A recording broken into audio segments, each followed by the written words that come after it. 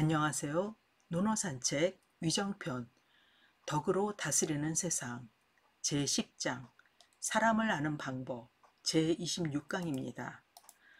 먼저 10장의 본문을 읽도록 하겠습니다. 자왈 시기소이하며 관기소유하며 찰기소환이면 인원수재리요 인원수재리요. 공자께서 말씀하셨다. 그 하는 것을 보고 관기소유 그 따르는 것을 살피며 찰기소안 그 편안하게 여기는 것을 자세하게 살핀다면 인원수재료 인원수재료 사람이 어떻게 자신을 숨길 수 있겠는가? 사람이 어떻게 자신을 숨길 수가 있겠는가? 자, 글자풀이를 보도록 하겠습니다. 시는 볼시자죠. 보다, 살펴보다 라는 뜻이고요. 그 다음에 시기소이에서 기는 그 사람이라는 뜻입니다. 그리고 이는 할 위와 같습니다. 그래서 하는 행동, 행하다 이렇게 보시면 되겠습니다. 그래서 그가 하는 행동을 보며 이렇게 해석을 하면 좋겠죠. 그 다음에 관기소유 여기에서 관은 자세하게 보다 이거 역시 볼관자입니다. 보다라는 뜻인데요. 이것은 보다 자세하게 능동적으로 보는 것을 의미합니다. 기소유, 유는 마음으로 따르다, 말미암을 유자인데요. 따를 유 이렇게 보시면 되겠고요. 그리고 찰기소안에서 찰, 이것은 관찰할 찰자입니다. 그래서 속을 자세하게 살피는 그러한 것이고, 그리고 인원수재료에서의 이는 사람이고 어는 어디 어찌 어떻게라는 의문사입니다. 그리고 수는 숨기다 숨길 닛과 같습니다. 그 다음에 쟤는 어찌 뭐뭐 하겠느냐라는 종결 의문 종미사 이렇게 보시면 되겠습니다. 자, 그러면 강을 하도록 하겠습니다. 여러분은 사람을 볼 때 무엇을 중요하게 여기나요? 뛰어난 외모, 세련된 언어와 매너, 세간의 평판? 아마도 요즘은 외모가 대세인 듯 합니다. 이성과 만나는 프로그램에서 이성의 기준으로 예쁘기만 하면 된다. 잘생겼으면 좋겠다. 내가 먹여 살린다 라는 말을 쉽게 하는 사람들도 있더군요. 예쁘면 착한 사람이라는 말이 한동안 유행한 적이 있었죠. 과연 그럴까요?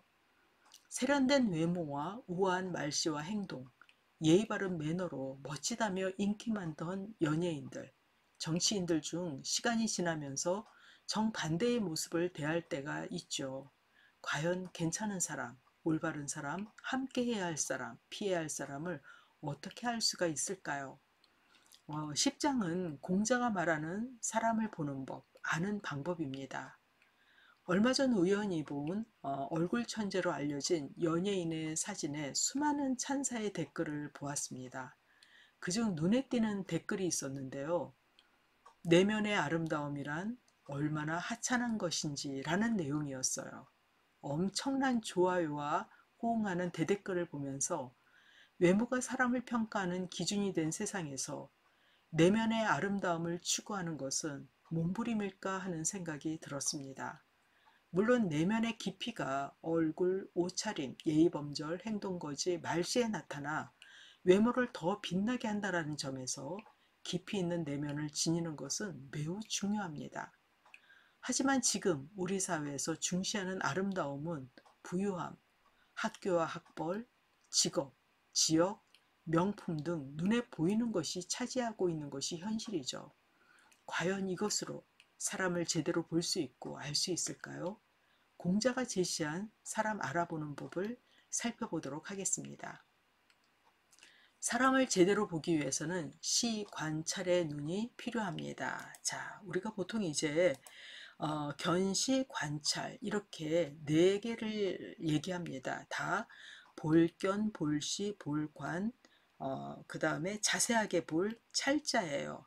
자, 여기에서 견은 단순히 눈에 들어오는 것을 말합니다. 우리가 길을 가면서 주변에 이제 내가 뭐 보고 오자 해서가 아니라 그냥 보이는 것 있잖아요. 이게 이제 견입니다. 그래서 동방견문록 한국에 와서 이렇게 동방에서 본 것을 글로 쓴 거, 보고 들은 것을 쓴 거, 이게 견문록이죠.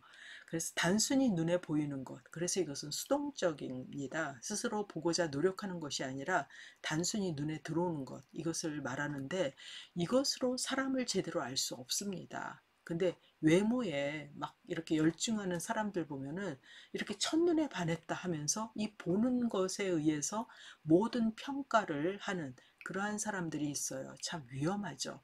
그 다음에 다음 단계가 바로 시입니다. 이것은 시각적으로 파악하는 행위예요. 우리가 TV를 볼 때에 시청하다라고 얘기하잖아요.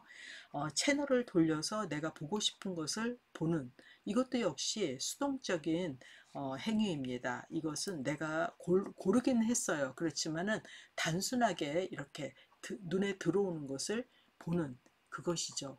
그래서 여기에서는 이제 행하는 것, 그 행하는 바를 보며 이렇게 되어 있는데 이것은 선을 하느냐, 악을 하느냐, 무엇을 하느냐를 보아야 하는 것이죠. 그 다음 단계가 바로 관입니다. 이것은 좀 더 심도 깊게 유심히 보는 것으로서 근거라든가 이유, 따르는 바를 찬찬히 헤아려서 살피는 것입니다. 그 다음에 이제 찰은 자세하게 보는 거예요. 꼼꼼히 따져서 자세하게 분석하는 단계로 적극적으로 사물과 상황을 파악하여 행동의 근원뿐만 아니라 그가 무엇을 편안하게 여기는지까지 아는 것으로 의식적으로 꾸민다 해도 숨길 수가 없는 그러한 단계입니다.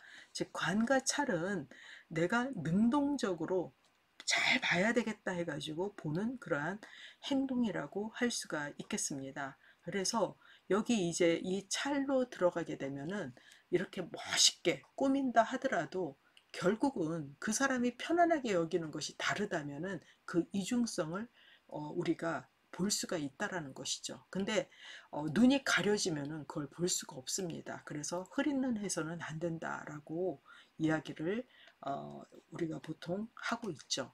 자, 요즘은 SNS로 자신의 일상생활을 세세하게 알리고 있습니다. 사진과 글, 대화 등으로도 상대방을 파악할 수 있다고 말을 하는데요. 하지만 의식적인 행위 뒤에 감춰진 본질과 의도까지 알 수가 있을까요? 그런 면에서 시, 간, 찰은 오늘날에도 매우 유효합니다. 꾸며진 겉모습과 스펙에 흐린 눈 하지 말고 상대방을 바르게 보고 제대로 안다면 속이려 해도 속일 수 없고 숨으려 해도 숨지 못할 것입니다. 행동의 연유를 살피고 그가 편안하게 여기는 부분까지 매의 눈으로 꼼꼼하게 살필 때 그 사람 됨됨이를 알게 되어서 어떤 사람인지 제대로 파악할 수가 있습니다. 어떻게 속일 수 있을까요? 공자가 두 번이나 이렇게 얘기를 한 것은 이렇게만 한다면은 절대로 내가 속을 수 없다라고 하는 것을 말하는 것이라고 볼 수가 있습니다. 이렇게 할 때에 우리는 사람을 제대로 알 수 있다라고 할 수가 있겠죠. 자, 본문을 같이 읽어보도록 하겠습니다. 자왈, 시기소이하며 관기소유하며 찰기소환이면 인원수재리요, 인원수재리요. 공자께서 말씀하셨다. 그 행하는 것을 보고 그 따르는 것을 살피며 그 편안하게 여기는 것을 자세하게 살핀다면 사람이 어떻게 자신을 숨길 수 있겠는가? 사람이 어떻게 자신을 숨길 수 있겠는가? 자, 10장을 마치도록 하겠습니다. 감사합니다.